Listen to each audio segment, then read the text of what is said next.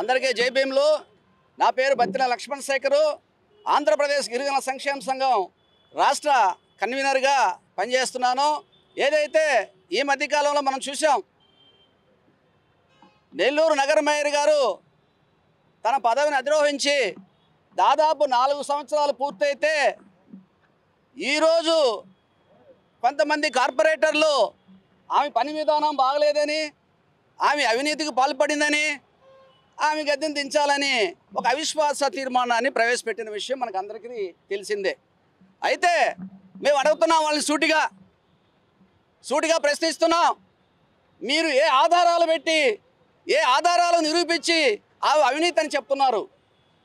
మరి దాదాపు 4 ఏళ్ళు మీరు అందరూ సహకరించి ఆమెతో అన్ని పనులు చేయించారు కదా.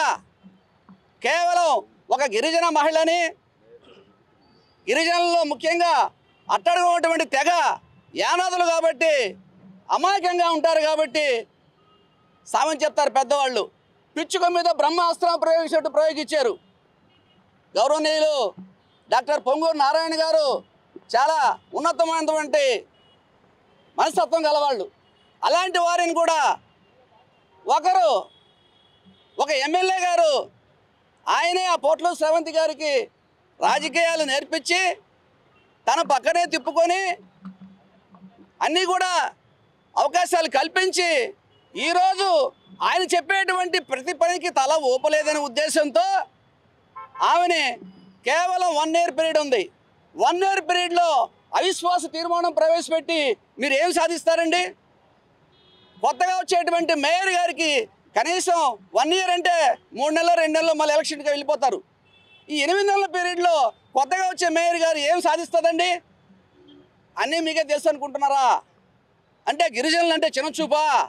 ఇదే విధంగా 1984లో శ్రీరామ్ మాల్కొండయ్య గారు అప్పుడు మున్సిపల్ పదవి వచ్చినప్పుడు ఆయన్ని కూడా ఇదే పని చేశారు. అప్పుడు 3 ఇయర్స్కి చేశారు. మేము అడుగుతున్నాం ఈ రాజకీయ నాయకుల్ని, మీరు పెట్టినటువంటి భిక్ష ఇదేం కాదు, ఇది రొటేషన్ పద్ధతి. రూల్ ఆఫ్ రిజర్వేషన్ ప్రకారం 40 ఇయర్స్కి మాకు అవకాశం వచ్చింది. కాకుంటే ఆ రోజుల్లో వైఎస్ఆర్సీపీ మహానుభావుడు రాజశేఖర రెడ్డి గారు పుత్రుడైనటువంటి జగన్మోహన్ రెడ్డి గారు ఉన్నారు కాబట్టి నిష్పక్షపాతంగా రిజర్వేషన్లన్నీ కూడా సక్రమంగా బీసీ, ఎస్టీ, ఎస్సీ, ఎస్సీలకు ఎలా రావాలో అలా పంచారు కాబట్టి ఆ పదవి మాకు దక్కింది. నిన్న ఒక ఆయన చెప్పాడు, నిన్న ఒక ఆయన ఎలిగిపోవలా ఉన్నాడు, ఆయన విమర్శిస్తున్నాడు మేయర్ గారిని. ఆయన అంటాడు, మేమందరం సమిష్టి నిర్ణయంతో, సమిష్టి కృషితో మేయర్ గారిని గెలిపించామన్నారు. ఇదెంత శుద్ధాబద్ధాలు! ఆ రోజుల్లో వైఎస్ఆర్సీపీ మీద ఉన్నటువంటి గౌరవం, జగన్మోహన్ రెడ్డి మీద ఉన్నటువంటి గౌరవం ఎప్పుడు లేని భారతదేశ చరిత్రలో, ముఖ్యంగా నెల్లూరు జిల్లా చరిత్రలో ఎప్పుడు లేని విధంగా 54 సీట్లు వచ్చినటువంటి వైఎస్ఆర్సీపీ కార్పొరేటర్లో మా సిస్టర్ ఒక ఆమె చెప్పింది, సుజాత గారు అంటే ఎవరో, మేము చాలా ఉన్నతమైన మనసుతో ప్రజలు మమ్మల్ని నమ్మి మా మీద గౌరవం ఉంచి ఓట్లేశారన్నారు. మేము నా సూటిగా ప్రశ్నిస్తున్నాను, ఏమ్మా 4 ఏళ్ళు మిమ్మల్ని నమ్మి మీకు ఓట్లేసినప్పుడు 4 ఏళ్ళు మీకు ప్రజలు గుర్తురాలేదా? 4 ఏళ్ళు ప్రజల పరిపాలన మీకు గుర్తురాలేదా? కేవలం ఈరోజు మేయర్ గారిని దించాలనే ఉద్దేశంతో మీరు అలా మాట్లాడడం. సాటి మహిళ పైగా పురిటి బిడ్డ 2 నెలల బిడ్డను పెట్టుకొని ఆమె తిప్పలు పడుతుంటే ఇలాంటి సందర్భంలో మీరు ఇలా చేయడం తగదని చెప్పేసి మేము హెచ్చరిస్తున్నాం. రాబోయే రోజుల్లో మీరందరూ కూడా మళ్ళీ లాస్ట్ టైం లాగే మొత్తం కూటమి ప్రభుత్వం మొత్తం క్లీన్ షిఫ్ట్ అయిపోద్ది, 100కి 75 వైఎస్ఆర్సీపీ తెచ్చుకుంటుందని చెప్పేసి మేము ఈ సందర్భంగా తెలియజేస్తున్నాం. నెల్లూరు జిల్లాలో నగరమైనటువంటి మరి శ్రీ పోట్లూరి శ్రవంతి జయవర్ధన్ గారి అవిశ్వాస తీర్మానంపై మరి ఈరోజు అంబేద్కర్ గారికి అవిశ్వాస తీర్మానం విరమించుకోవాలనేటువంటి ఉద్దేశంతో ఈరోజు ఈ కార్యక్రమానికి శ్రీకారం చుట్టడం జరిగింది.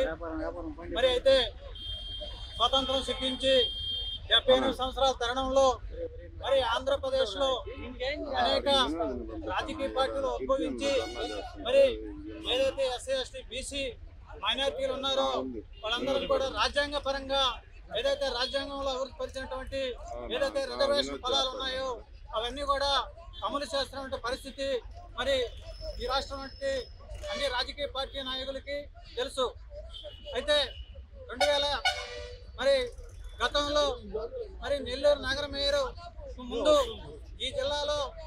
మరి గిరిజనులకి రిజర్వేషన్ పరంగా జిల్లా పరిషత్ చైర్మన్ ని తీసుకురావడం జరిగింది. అయితే కొన్ని రాజకీయ పార్టీలు మరి దాన్ని డైవర్ట్ చేసి మరి విశాఖపట్నానికి తరలించడం జరిగింది. అదే తరుణంలో మరలా నెల్లూరు నగరం మేయర్ గా మరి గిరిజనులకి రిజర్వ్ చేయడం జరిగింది.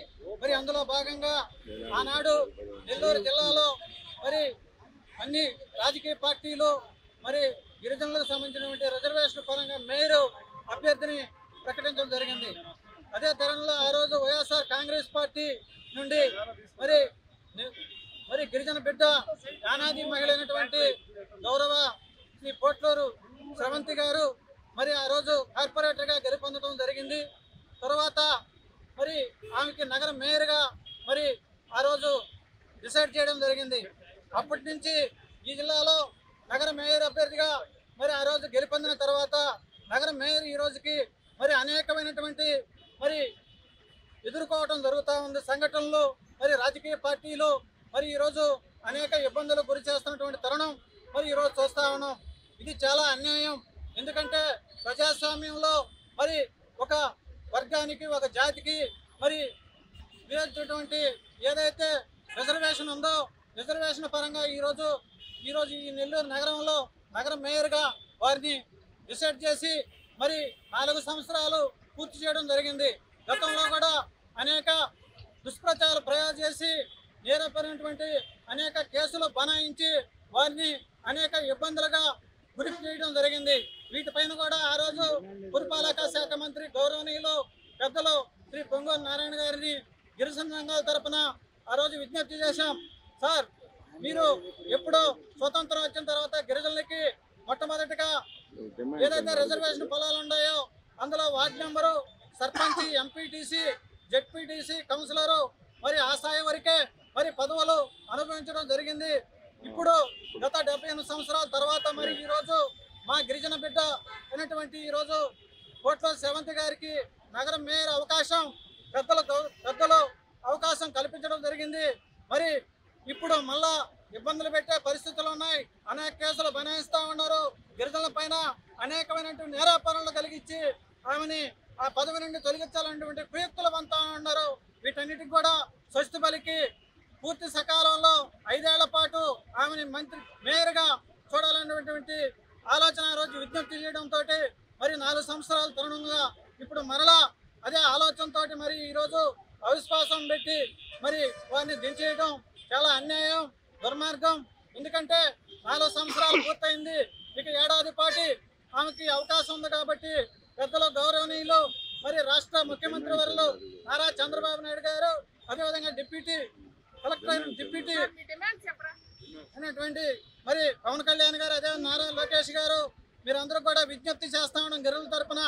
మరి ఏదైతే ఏడాది పాటు మేయర్ అవకాశం ఉందో దాన్ని పూర్తి కాలంలో కొనసాగించే విధంగా, ఏదైతే అవిశ్వాసం ఉందో దాన్ని విరమించే విధంగా మరి ఈరోజు గిరిజన సంఘాల తరపున డిమాండ్ చేస్తా ఉన్నాం. చరిత్ర సృష్టించినోడు ఇప్పుడు ఆ చరిత్రని తిరగరాయబోతున్నాడు. అబద్ధాల గోడల్ని బద్దలు కొట్టి నిజాలను రాగా మీ ముందుంచబోతున్నాడు. నిజమైన వార్తల కోసం వెంటనే డౌన్లోడ్ చేసుకోండి రా యాప్ని.